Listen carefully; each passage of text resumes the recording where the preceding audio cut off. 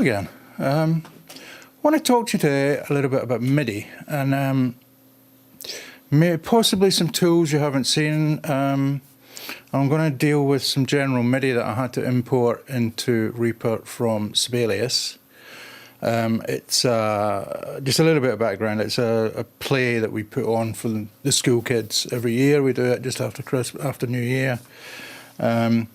And we send out some songs for the kids to learn so they can sing along at this play. So we do a couple of days of shows, you know, and all the local schools come to see us for free. Kind of nice old theatre in town. My job, as well as playing bass in the play, is to prepare backing tracks for recording our vocals that gets for the songs that get sent out to the schools. Now, all the teachers at the school write the arrangements in Sibelius. That's how they work. They work with sheet music, so they write it all out in Sibelius. And for those of you who don't know, it's a program from Avid that deals with sheet music. Basically, you write music in it. So I'm gonna show you today some of the things I had to do when dealing with the Midi that I imported from Sibelius to make my life a little bit easier. I like to work with individual tracks rather than using the Midi channels, etc. I'd rather use the Midi channels on the tracks than in the actual Midi file. So what I'll show you, what we've got in front of us is the end result. This is the audio. It's not mixed, it's kind of, you know, it's just kind of put together and balanced a little bit, but I haven't got any plugins on it or anything yet. But I can give you a quick blast to see what the end result will be. So just quickly.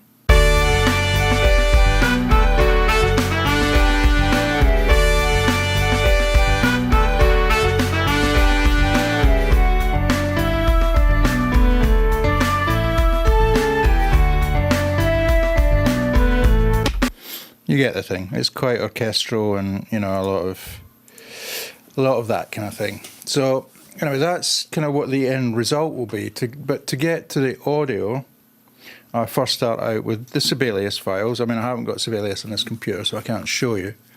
I then export that as MIDI type 1 so that I've got a multi-track file. So if I'll flip over to the next empty project where I'm going to drag the MIDI in, and you can see what will happen from there. So I'll just flip over. Okay. Right, so we're up and running again. So I have here, where is it?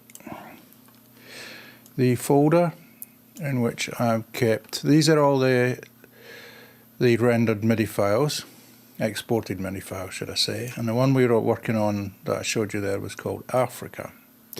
So what I'll do is I just drag this into Reaper and it'll ask me to expand the MIDI tracks. We'll say yes to that for now. We'll change it, open it out, and this is what we have. So we have all those MIDI files ready to go. Now, I have to process these first before I can use them how I want to use them, because in these MIDI files there is a lot of information. Now, we'll open up the first one here. This is a flute. So here we are inside the MIDI clip now. As you can see, we've got all these notes. If I select one at random, go into View, if we open up Event Properties, see there's quite a lot of information just on this note. Now, this isn't such a big deal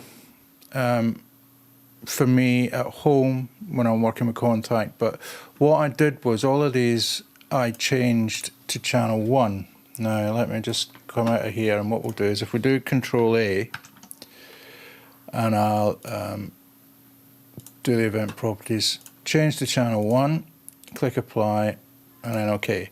The reason being, at work I used Expand to rough out these instruments because I haven't got the full version of Kontakt at work. We don't use it, so I used them to rough out. And on Expand, if anybody that's used it, you'll know there's only 4 inputs, so you can only use MIDI 1, 2, 3, or 4.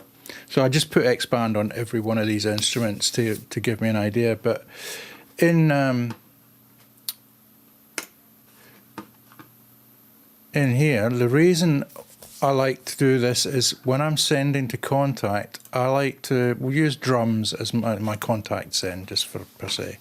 So we don't want any audio, and we want to choose bus. We want to send from bus all buses. So whatever's on that MIDI file, if there's 4 or 5 channels, will get sent to this, and then we send it into whatever channel we're using on contact for the flute.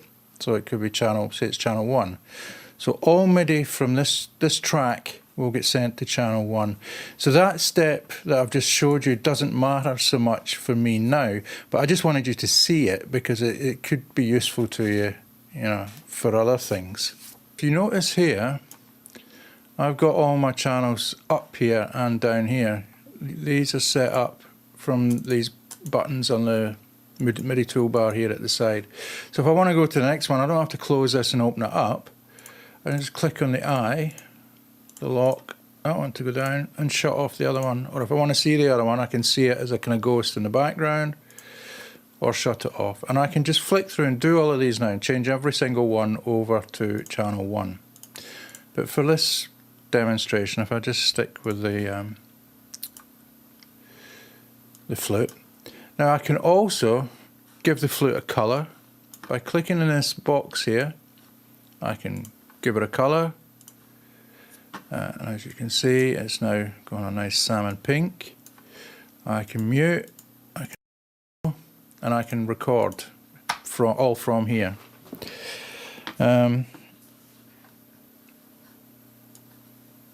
Okay, so that is job 1. Now if you look at the beginning of all of these MIDI files, just down here, I'll see if I can zoom in on it, but you can always tell that there is programmed information. There's a little bar here, I don't know if you can see it, right where my cursor is, there's a bar.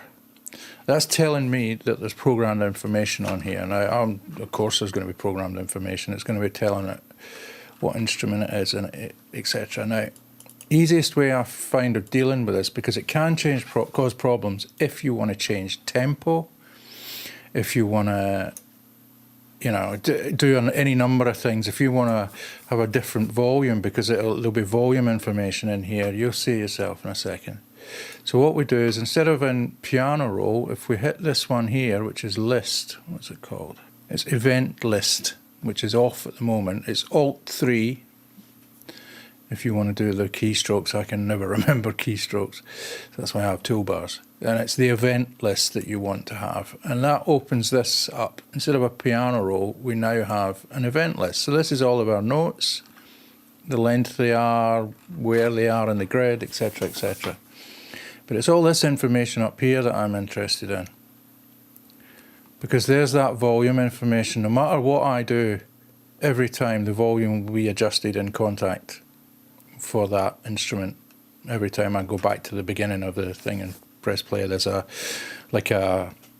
velocity marker there that will just change it. You know, it looks the same as a little velocity marker. In fact, if I show you, if we go back to piano roll, I don't know why this is so big. Hang on. It's gone down onto my second screen. Just give me a second. There we are. So we go down to piano roll. You can see there's the program. We're also going to have text events. That's to tell it it's a flute. We've got, where's the volume gone? Volume. So there's what tells contact what volume to set. You know, the volume slider on contact. It won't change the slider on the mixer and Reaper, but it will change it on contact. So all of that information, I don't want it there because I want control of what's going to happen next. So I found the easiest way, you can go in here, find them all and delete them, but an easiest way of doing it is just to go into this event list. I leave the track name flute and I'll just pick the one underneath it and go down, and when you find reset, the one above it, which is the volume, shift click to select all of them, and then I just press delete. get rid of them. And that's gone. So now you can see at the beginning of this, there is no little bar. You see the one underneath? There's a bar here, telling you that there's that programmed information on there. This one has none. So now I have total control of this. I can put whatever volume I want. I can set contact up to whatever MIDI channel I want to have the flute on. Everything. I have total control now. It's not being every time, because what will happen a lot of the times is you won't realise, because you'll maybe be doing something out here in the middle of the track, and as soon as you go back to the beginning of the track, that's where these little bars lie that I showed you. I'll show you on this one. That it's sitting right at the beginning there. So if you're working on something out here somewhere and you adjust it all and get it how you want, it won't do anything until you rewind and it just clicks over that, and that all goes back to how it was set up on the MIDI. So simple as that. Event list, select this stuff between reset and the track name, hit delete, and you're done.